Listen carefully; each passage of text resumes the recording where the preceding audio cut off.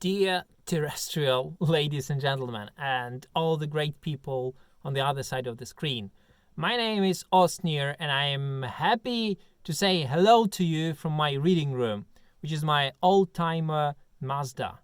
Her name is Christine. So what I'm doing here in this reading room, I'm reading my articles about cars and science, and today is the day for the Mars exploration. Yeah, so, consider consuming your protein pills, fasten your belts, and let's give it a go. So, the article which I am to read you today was first published in 2018 in my book Advanced Academic Driving. Consider having a look below. So, Aston Martin, huge, heavy, hilarious. I have a plan for a British car maker to set up an interplanetary business. Tremendous plan. Mates, we are going to Mars. This is as imminent as autonomous cars. Elon Musk constantly promises to take us up and high.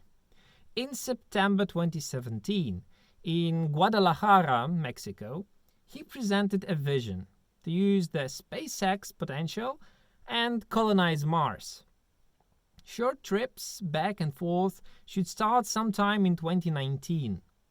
Then the full-fledged SpaceX mission to Mars will follow in 2022 and 2024. Though Musk stressed that the timeline was subject to change. The long-term objective is to put 1 million people on the red planet. Some sort of Musk plan B for humankind in case of nuclear war, What an industrious daredevil. But wait. Before Musk and SpaceX, there was Mars One, a small Dutch enterprise which had already proposed in 2012 to transport a couple of humans to the red planet and let them settle there. Mars One wanted to earn money for this mission by making reality shows and documentaries about how to explore celestial bodies. The mission was supposed to start in 2020 by sending a non-manned lander and orbiter. The flesh and bone explorers would then arrive in 2024 and 2026. However, this mission was being criticized as suicidal. Humans would have very little chance of survival out there.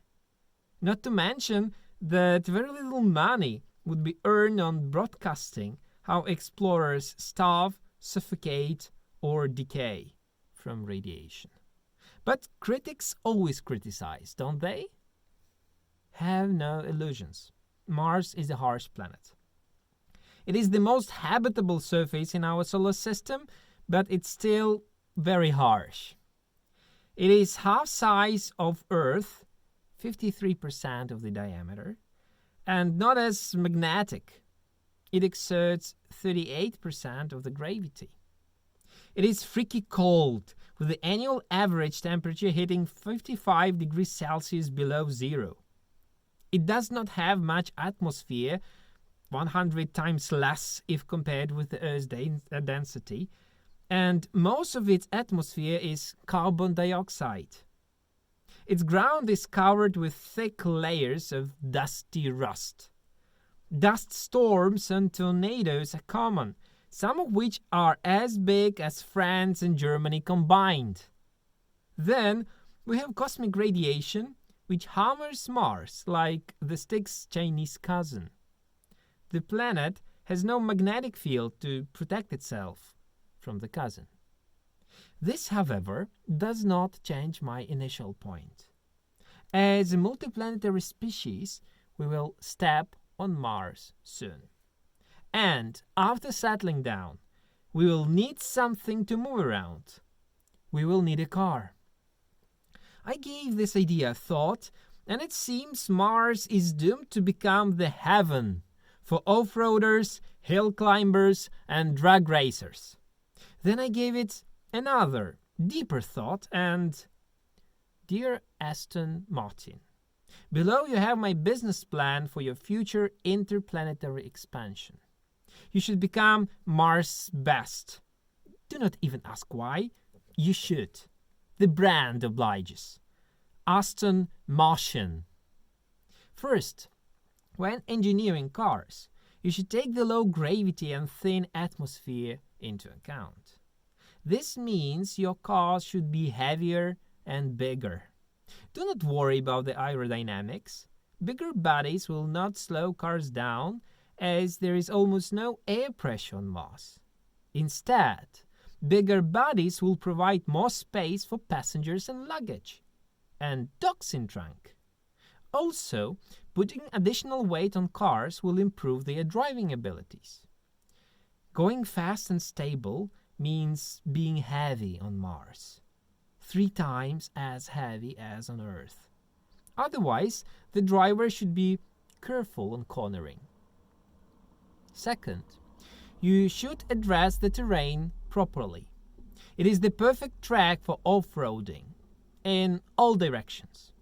Therefore, you should craft perfect off-roaders above all. They should be high. Consider mounting the height-adjustable suspension and secure proper clearance. Also, because Mars is scattered with sharp, rusty rocks, the car's wheels should be as hard as Brexit. They should also be wide enough to cruise through the dust confidently. I suggest you mount them 6.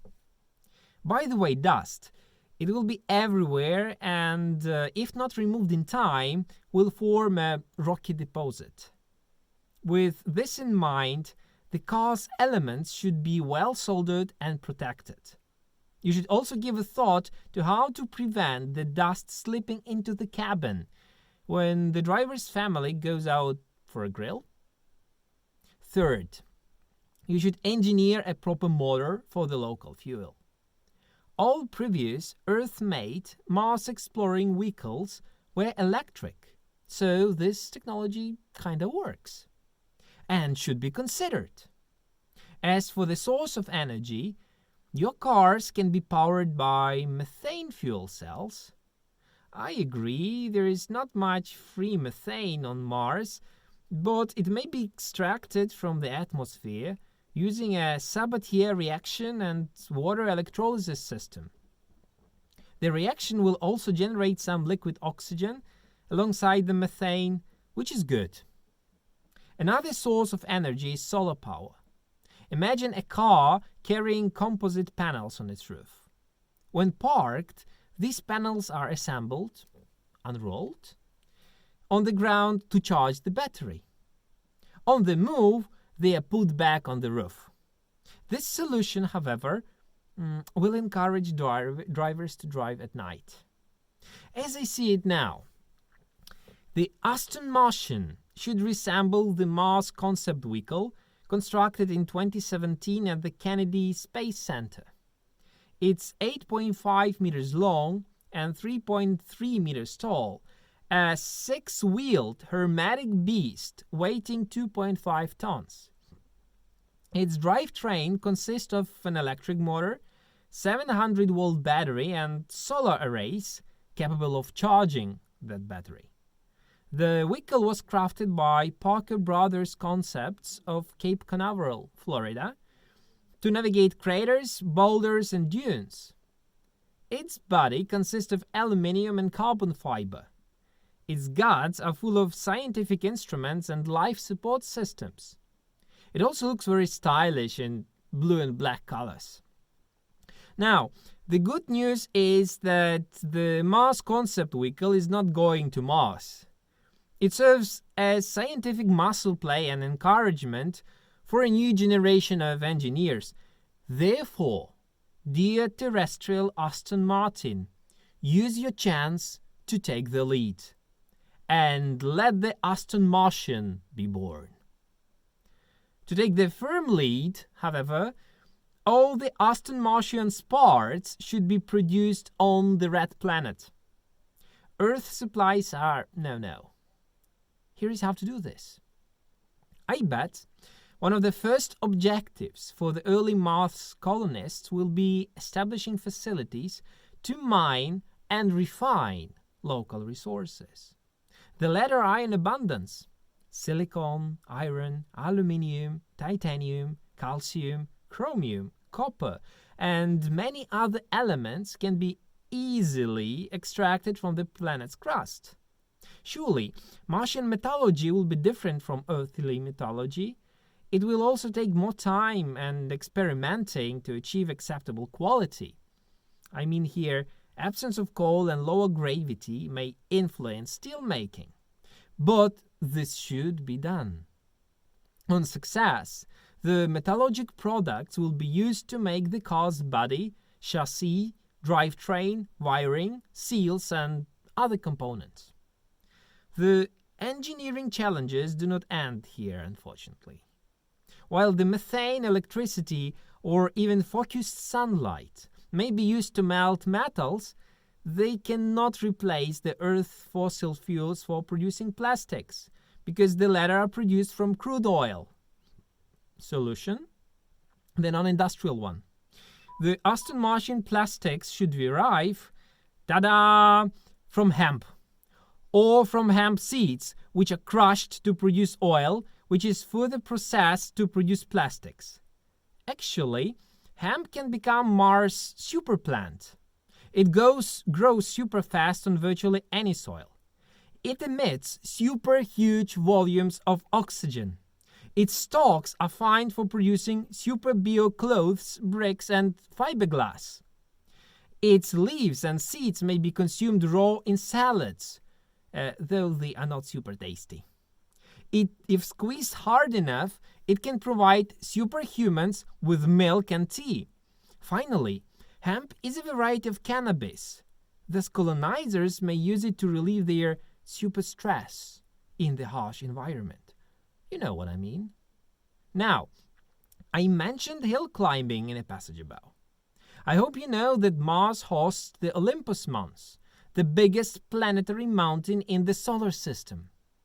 It is believed to be about 21.3 kilometers above the ground, which makes it 2.5 times taller than Everest. It is a shield volcano and looks like, and once erupted like, the one on Hawaii. It covers an area of 300,000 square kilometers, which is comparable to the size of Italy. The slopes of Olympus Mons are very gentle, only 5 degrees on its flanks. All this, along with Martian low gravity and atmospheric pressure, makes the mountain perfect for hill climbing. The Aston Martin will drive there much faster, higher, and more happily than its DB11 brother anywhere on Earth. The tracks will be enormously long. Apart from Olympus Mons, there are a couple of other worthy mountains on the Red Planet. One of them, the 5.5 kilometers Mount Sharp, officially Olympus Mons, is being explored today by the Curiosity rover. Making use of only 0.16 horsepower, the rover continues climbing the slopes, but probably finds no enjoyment in doing it. Speaking of drag races, brainy engineers and astrophysicists speculate that a majority of the first Martian settlements will be built underground. This will provide the colonizers with proper shielding from cosmic radiation, as well as from random meteorites. This will also facilitate the extraction of metals from the planet's crust. Volcano craters, caves, canyons, and frictions, which the Martian surface is very rich in, should become the best choice for shelters. In the long run, these underground settlements, or cities, will be connected by a network of highways. The latter will probably run through bottoms of canyons or through artificial tunnels, as the radiation will still be there on the surface. Can you see my point? There will be dozens of straight, smooth, uninterrupted roads spread out for hundreds of kilometers, And that is why, dear terrestrial Aston Martin, you should definitely equip your Martian car with height-adjustable suspension. Wait. I have an even more stupendous idea. Dear terrestrial Aston Martin, you should start engineering bikes. They will require fewer parts to be assembled on Mars. Moreover, all colonizers will likely become bikers, as they will have to wear pressure-retaining suits anyway. By default, Martian bikes will bring incomparably better and more involving driving feel than anything on Earth, because of low atmospheric pressure and gravity. These bikes will probably be electric and will definitely be very heavy. But they will be fast and will come cheaper than cars. Can you imagine this?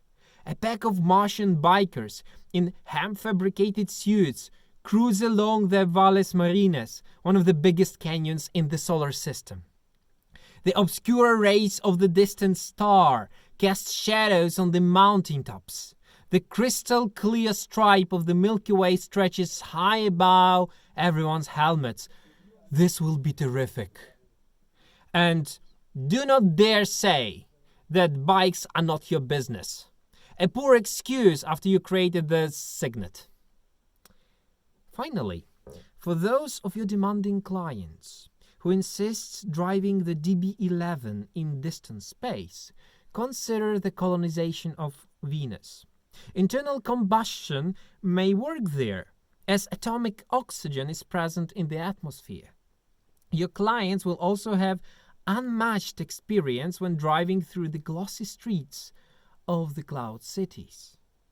But make sure to warn them that the clouds may feel nippy, as they are acid.